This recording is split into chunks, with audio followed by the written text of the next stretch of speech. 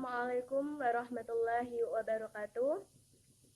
Perkenalkan, kami dari kelompok 4 akan mempresentasikan hasil diskusi kami tentang teknologi informasi untuk keunggulan kompetitif. Sebelumnya, perkenalkan, nama saya Vivi Indrayani sebagai moderator dan dua teman saya yang bernama Erin Tia Purnama dan Fahmi Izul Haq sebagai pemateri. Assalamualaikum warahmatullahi wabarakatuh. Saya Erintia Purnama. Pemateri pertama dari kelompok 4 akan menjelaskan tentang keunggulan kompetitif untuk teknologi informasi. Nah, apa sih keunggulan kompetitif itu? Keunggulan kompetitif itu suatu keunggulan yang dimiliki oleh perusahaan maupun organisasi yang digunakan untuk bersaing dengan perusahaan yang lain. Nah, tujuannya untuk meningkatkan citra dari perusahaan dan mendapatkan laba yang lebih besar.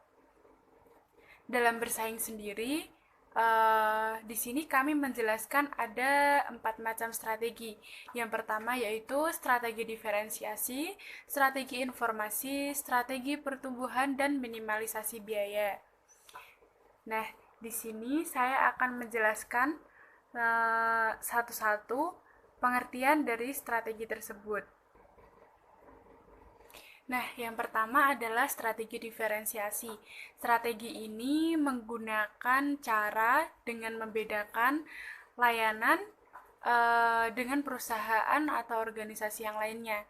Jadi, kalau dalam dunia dakwah, para dai bisa memberikan keunikan tersendiri dalam metode atau caranya berdakwah. Kemudian untuk pengurus-pengurusnya bisa memberikan pelayanan yang berbeda yang tidak umum seperti pelayanan perusahaan maupun organisasi lain. Intinya diberikan keunikan tersendiri dalam pelayanan tersebut. Nah, yang selanjutnya adalah strategi inovasi. Kalau dalam bisnis, strategi ini digunakan untuk menarik perhatian para pelanggannya dengan menciptakan inovasi-inovasi baru, hal-hal baru, keunikan baru dalam perusahaannya. Jadi para dai bisa memberikan sesuatu yang tidak membosankan untuk para mat'unya. Begitu juga dengan pelayanannya.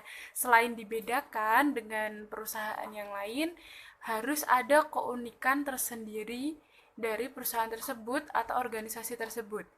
Dan supaya tidak bosan, harus ada inovasi baru, harus ada hal-hal baru setiap waktunya dalam organisasi maupun dalam uh, lembaga dakwah ataupun perusahaan.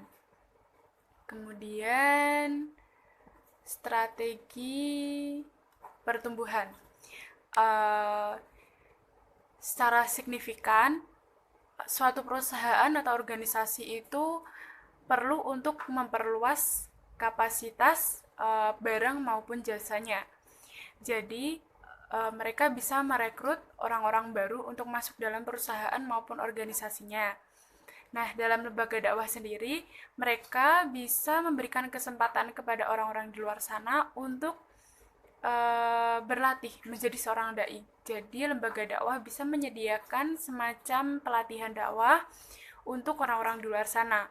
Dan ada hal yang paling terpenting, lembaga dakwah tersebut harus memberikan pelatihan yang cukup baik dan efektif, efisien, agar nanti dai-dai yang siap untuk diluncurkan, diletakkan dalam dunia luar untuk bertugas sebagai dai, menyampaikan informasi tentang Islami, menyampaikan ilmu-ilmu Islam, berdakwah tentang Islam, bisa memberikan informasi yang itu benar apa adanya sesuai pedoman kita yaitu Al-Quran, hadis, dan sesuai apa yang telah diajarkan oleh Rasulullah SAW, apa yang diperintahkan dan dilarang dengan Allah.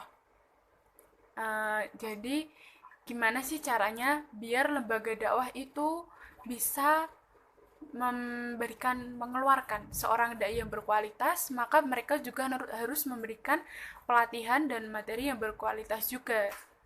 Nah, kemudian yang selanjutnya adalah strategi minimalisasi biaya.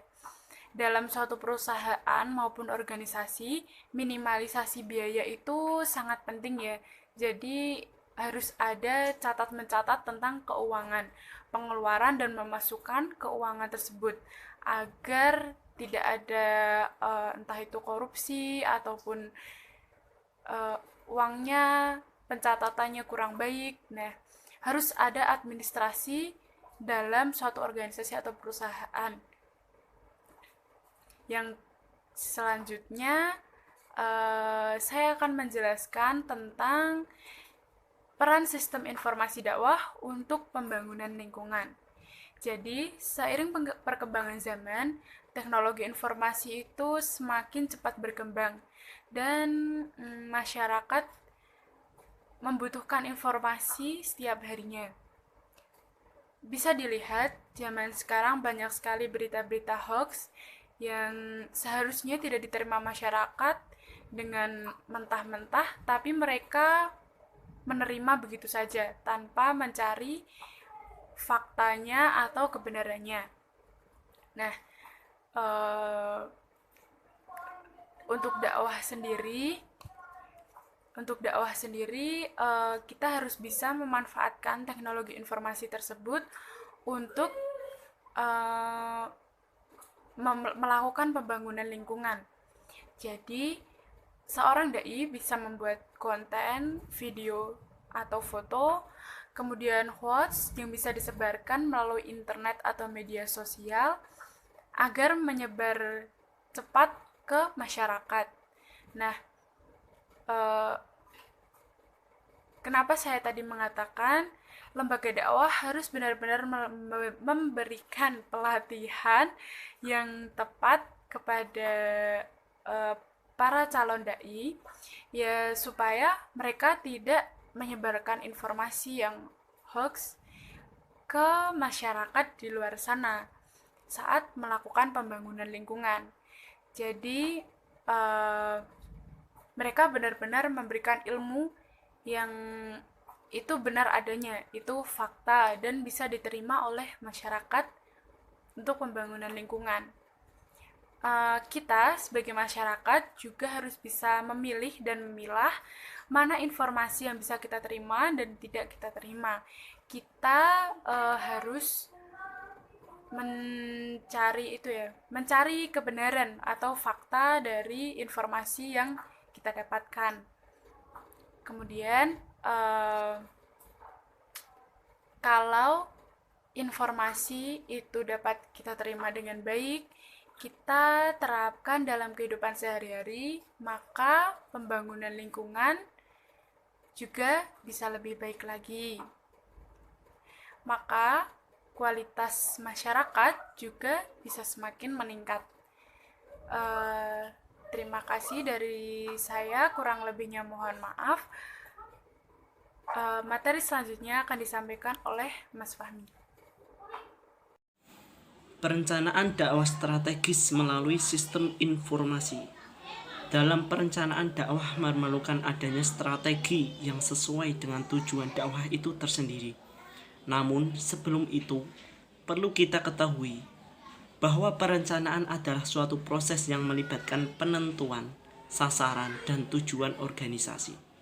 Menyusun strategi menyeluruh untuk mencapai sasaran yang ditetapkan dan mengembangkan hierarki rencana secara menyeluruh untuk mengintegrasikan dan mengkoordinasikan kegiatan. Strategi perencanaan dakwah melalui sistem informasi. 1. Membuat akun media sosial yang khusus untuk berdakwah. Yang kedua, membuat konten-konten video maupun tulisan yang bagus untuk disebarluaskan. Yang ketiga, memperluas penyebaran dakwah melalui internet, yaitu berdakwah dengan tidak mengenal waktu, ruang, dan tempat. Di dalam perencanaan dakwah bisa melalui pendekatan sistem. Yang pertama adalah identifikasi masalah. Yang kedua, merumuskan dan memilih model-model pemecahan yang tepat. Yang ketiga, menetapkan strategi dakwah. Perencanaan dakwah berarti perencana melakukan. Yang pertama, penetapan metode-metode. Yang kedua, pengolahan isi pesan dakwah. Yang ketiga, penetapan pelaksanaan dakwah. Yang keempat, mengevaluasi hasil implementasi model strategi pemecahan. Semoga materi yang telah disampaikan bermanfaat bagi kita semua. Cukup sekian dari kami, kurang lebihnya kami minta maaf yang sebesar-besarnya. Wabillahi taufiq wal hidayah. Wassalamualaikum warahmatullahi wabarakatuh.